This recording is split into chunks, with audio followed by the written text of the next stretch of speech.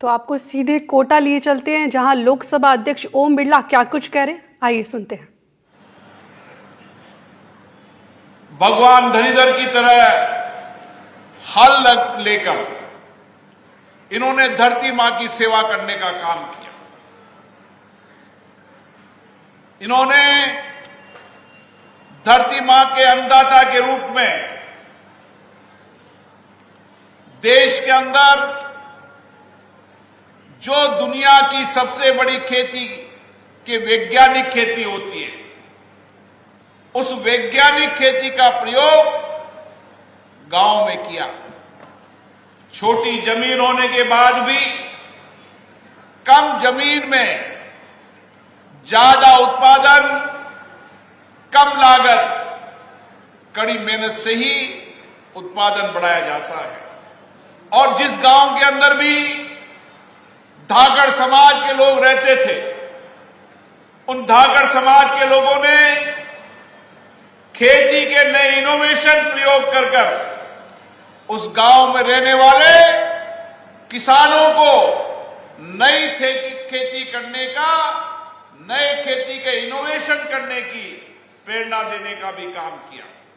ये समाज एक ऐसा समाज है जो अनुशासित है, आध्यात्मिक है, राष्ट्रभक्ति का है, और जिस गांव में भी रहता है सद्भावना के साथ आध्यात्मिक धर्म और संस्कृति की पालन करते हुए उस गांव के अंदर समाज सेवा का काम भी करता है।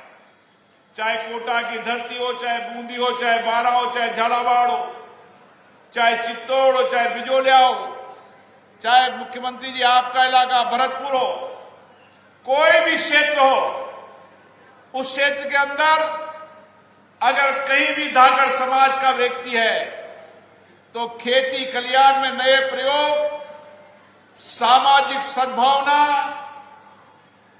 आपदा संकट के समय संपूर्ण समाज को लेकर चलना और समर्पण पर समाज सेवा का काम करना।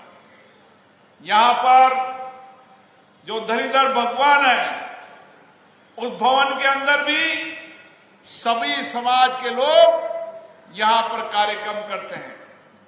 वहां पर सेवा का काम होता है और हर गांव के अंदर, हर ढाणी के अंदर, छोटे छोटे गांव ढाणी के अंदर भी आप इनकी जिंदगी को देखेंगे।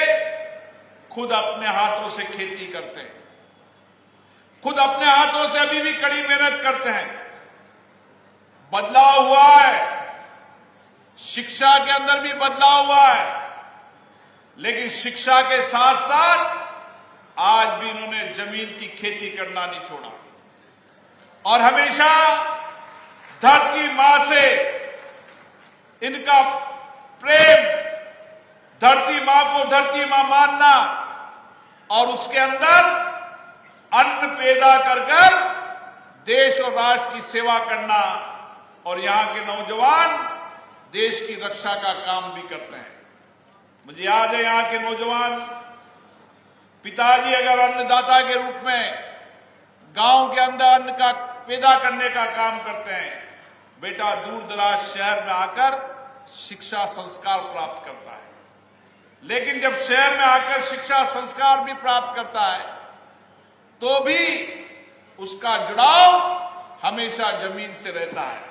और इसीलिए कोरोना के आपदा के संकट के समय जब देश के अंदर आपदा संकट आई थी, तो इस आपदा संकट के अंदर सबसे ज्यादा उस आपदा संकट से सुरक्षित रखने का काम किया तो भारत के धरती पुत्र किसानों ने किया। और आज मैं यहां पर पधारे सभी धाकड़ समाज को एक निवेदन करना चाहता हूं। अब समय बदलाव का आ गया है। देश के कृषि मंत्री भी आपके समाज के हैं। भारत को अगर आगे बढ़ाना है, भारत को प्रगति की ओर ले जाना है, भारत को समृद्ध और कुशल बनाना है, तो जब तक देश का किसान समृद्ध कुशल नहीं होगा, भारत आगे नहीं बढ़ सकता। इसलिए सारे समाजों में आपकी जिम्मेदारी है कि आप खेती खलियान नए इनोवेशन, नए प्रयोग, नए वैज्ञानिक खेती कर अन्नदाता को एक नई दिशा देने का काम करें। अन्नदाता कम लागत ज्यादा उत्पादन कर इस देश की सेवा करने का काम करें। और इस सम्मेलन के माध्यम से इस संकल्प के साथ हम जाएं कि राजस्थान का किसान देश के अंदर वैज्ञानिक और नई खेती की नई दिशा देगा। और ये दिशा बननी चाहिए हाड़ौती की धरती से। मैं माननीय मुख्यमंत्री जी का भी बहुत बहुत धन्यवाद देता हूं कि वह किसान के बेटे के रूप में किसान की दर्द और पीड़ा को जानते हैं। और इसीलिए उन्होंने विधानसभा में कहा था, इस राजस्थान का किसान सबसे समृद्ध कुशल किसान होगा और इस समृद्ध कुशल किसान बनाने में आप लोग सबसे ज्यादा अन्य किसानों की प्रेरणा के स्रोत बनेंगे।